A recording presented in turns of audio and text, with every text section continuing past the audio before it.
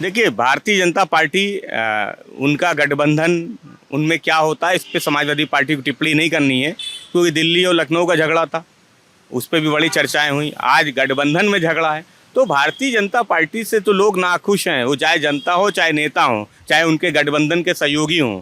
Samajwadi party ने उपचुनाव के लिए सबसे पहले प्रत्याशी घोषित किए, प्रभारी घोषित किए। हमारी तैयारी भाजपा से कहीं आगे है। भारतीय जनता पार्टी की सिर्फ उठव्वल, चाहे वो दिल्ली लखनऊ को लेके हो या उनके गठबंधन को लेके हो, उस पर समाजवादी पार्टी कोई टिप्पणी नहीं करनी, क्योंकि जनता परिवर्तन चाहती है। जनता ने लोकसभा चुनाव में भाजपा को, उनके गठबंधन के सहयोगियों को आईना दिखाया है, उपचुनाव में भी जनता आईना दिखाएगी। उत्तर प्रदेश का जो पीडीए का संदेश है, उस पीडीए के संदेश को महाराष्ट्र में समाजवादी पार्टी लेके गई है।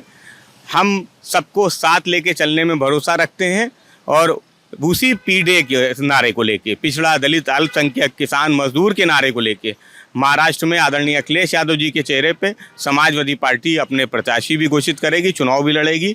चाहे सीट मुस्लिम बहुल हो या पिछड़ा बहुल हो, समाजवादी पार्टी वहाँ पे अपने प्रत्याशी घोषित करेगी और जीतेगी भी। इंडिया गठबंधन के साथ मिलके हम महाराष्ट्र का चुनाव लड़ेंगे। देखिए, समाजवादी पार्टी ने 12 सीटें मांगी हैं, लेकिन आदरणीय अखिलेश यादव जी ने कहा कि सीट को लेके कोई हमारे जिद नहीं है, और समाजवादी तो वो हैं जो कम सीटों में भी संतोष कर लेते हैं।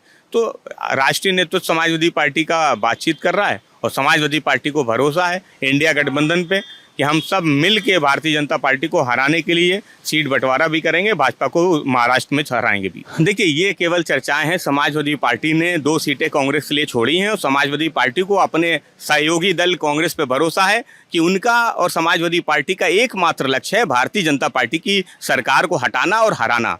हमारा गठबंधन तय है और दोनों ही दलों का एकमात्र लक्ष्य है भाजपा को हराना। इसलिए सीट बंटवारा उतना बड़ा मुद्दा समाजवादी पार्टी और कांग्रेस के बीच में नहीं है। राष्ट्रीय नेतृत्व उस पर बात कर रहा है और आज से कल में उस पर फैसला हो जाएगा। सवाल तो भाजपा से होना चाहिए, जिनकी सत्ता है, जिनकी सरकार है, जिनके एक गठबंधन के नेता वो 2 दिन 4 दिन से दिल्ली में बैठे हुए हैं, उनको सीट नहीं मिल रही है। भाजपा आज तक अपने प्रत्याशी घोषित नहीं कर पाई है।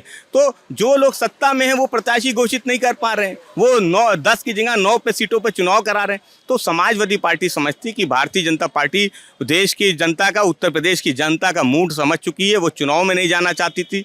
चुनाव हो रहे हैं, इस चुनाव को भारतीय जनता पार्टी को समाजवादी पार्टी, कांग्रेस मिलकर हराएगी।